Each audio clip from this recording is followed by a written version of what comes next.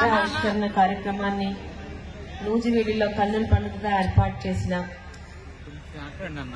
పెద్దలకు, ముఖ్యంగా ఈరోజు ఈ సభాధ్యక్షులుగా వ్యవహరిస్తున్న సోదరులు శ్రీరామకృష్ణ గౌడ్ గారికి, ఇక్కడికి ప్రత్యేక అతిథిగా విచ్చేసిన మంత్రివర్యులు పాదసారథి గారికి, మరి మాజీ మంత్రివర్యులు సోదరులు జోగి రమేష్ గారికి, మా మామయ్యలు కొనకల నారాయణరావు గారికి, పుల్లయ్య మామయ్య గారికి, మరియు పెద్దలు కేసాని శంకర్రావు గారికి, ఇక్కడ వేదికలంటించిన ఇతర గౌడ పెద్దలకు, ముఖ్యంగా మా మహిళా ప్రతినిధులకు, శిరీష గారికి, ఇతరులకు కూడా అందరికీ, ఈ ఆహ్వాన కమిటీకి, ముఖ్యంగా నూజివీడులో ఈ కార్యక్రమానికి హాజరైన గౌడ కుటుంబ సభ్యులకు, తాతగారి అభిమానులకు అందరికీ ఆయన మనవరాలుగా ప్రత్యేకంగా మీ అందరికీ పేరు పేరున నమస్కారాలు తెలియజేసుకుంటున్నాను.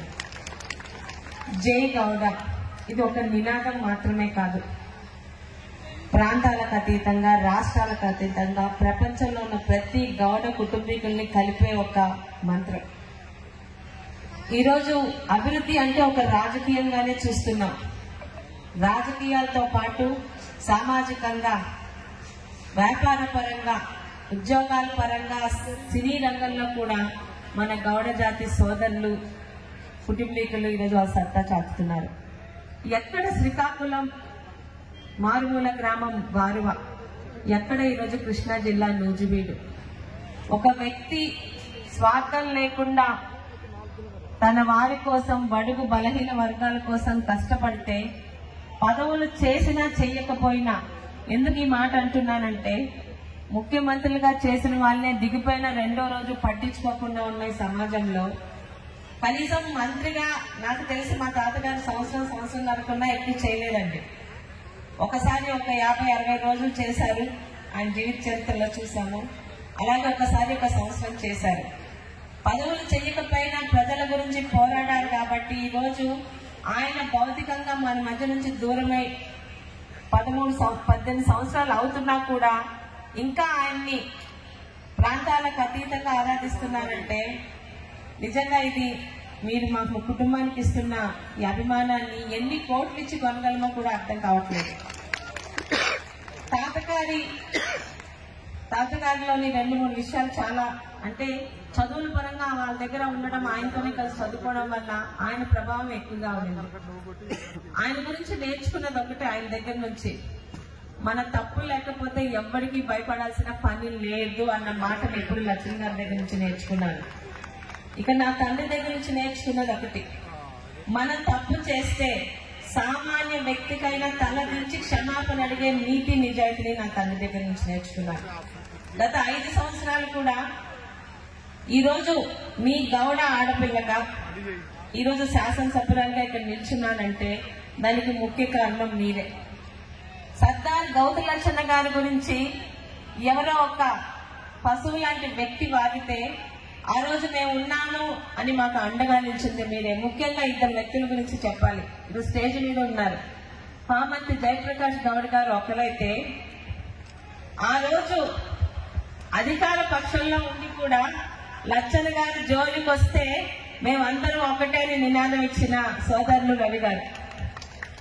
అంటే ఎందుకు చెప్తున్నానంటే, పార్టీ అన్నది మన ప్రవృత్తి, కానీ మనం పుట్టింది గౌడ కులంలో.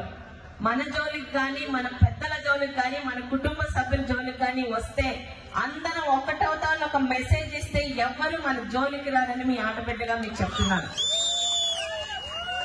ఆ రోజు మీరు ఇచ్చిన నినాదం 2 తెలుగు రాష్ట్రాల్లో ప్రతి ఒక్కరు కూడా మా లచ్చన్న గారి జోలికి వచ్చిన, మా ఆడబిడ్డ జోలికి వచ్చిన కదిని వస్తామని ఇచ్చిన మెసేజ్ ఈ రోజు మీ ఆడపిల్లని ఎమ్మెల్యేగా మీ ముందు ఈ రోజు నిలిచబెట్టింది. నిజంగా దానికి మీ అందరికీ తల వంచి పాదాభివందనం చేస్తున్నారు. లచ్చన్న గారు పదవులు చేయకపోయినా ఆయన నాయకుడిగా ఎదగడానికి కారణం, ఆయన ఈ రోజు ప్రతిపక్ష నాయకుడిగా ఉండడానికే ఇష్టపడేవారండి.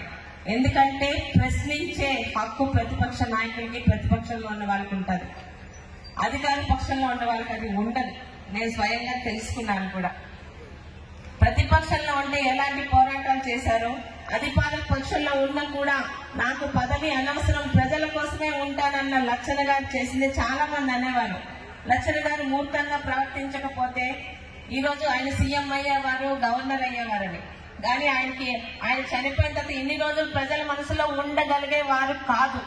ఆయన ప్రజల గురించి పోరాడారు కాబట్టి ఈ రోజు ఎక్కడో కృష్ణా జిల్లాలో కూడా ఆయన మీద ఇంత అభిమానం చూపిస్తున్నారంటే నిస్వార్థంగా ప్రజల గురించి పోరాడారు కాబట్టి.